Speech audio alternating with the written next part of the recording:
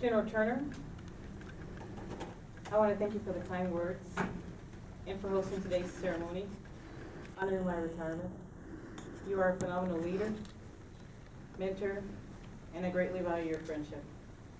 I'm going to try to do this without getting emotional. Lieutenant Colonel Sadler, Lieutenant Colonel Pirelli, distinguished guests, friends, and most importantly, family members. Thank you for being here today on my special occasion. I'd like to recognize my parents who are in attendance today, my father, Mr. Ralph Conley, and wife, Mrs. Anna Lloyd Evans, and mother, Miss Elizabeth Piegres Falquez. That's how you say it. We were talking about that earlier today. That's an inside joke. By far, you have been the most influential people in my life.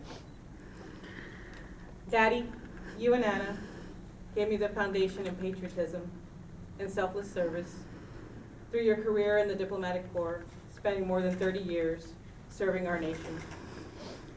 Mommy, you inspired my passion for making new friends and helping others.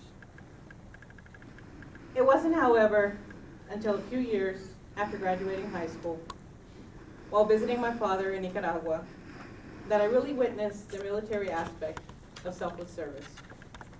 As I observed the Marine Security Detachment, and I know there are some devil dogs in here in our audience today, executing their duties at the U.S. Embassy, it made me yearn to be part of something bigger than myself. Following that visit, after returning to college, I coincidentally met some soldiers who further propelled my interest in the military. Most people join the military to travel the world, experience exotic cultures, or in search of adventure. I, however, was in search of something deeper, since I had already traveled the world extensively.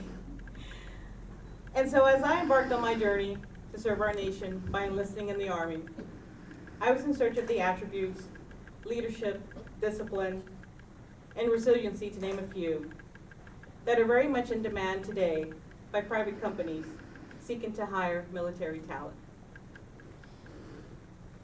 Of course, at the time, I never imagined I would be standing in front of you today, bidding farewell after 20 years of service, and yet here I stand.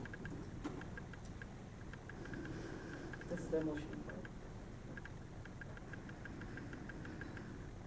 My journey as a soldier has been extremely rewarding and at times challenging, testing the limits of my perseverance. And it is through these challenging times I would reflect on the reasons I chose to be a warrior and serve our nation. At the root of it all was love of country and family. The family I was born into, and the family I was given through my service. There's an African proverb which states, if you want to go fast, go alone. If you want to go far, go together. I believe I have gone far because each of you have touched my life in a remarkable way. And I will continue to move onwards and upwards to new heights in my future endeavors because you are in my corner. Time flies when you're having fun, but now this chapter of my life has run its course. And I must bid farewell to the Army, an organization that has been the love of my life for the last 20 years. I'm proud to have earned the title of being an American soldier and serve with my brothers in arms across our sister services in a multitude of operational assignments.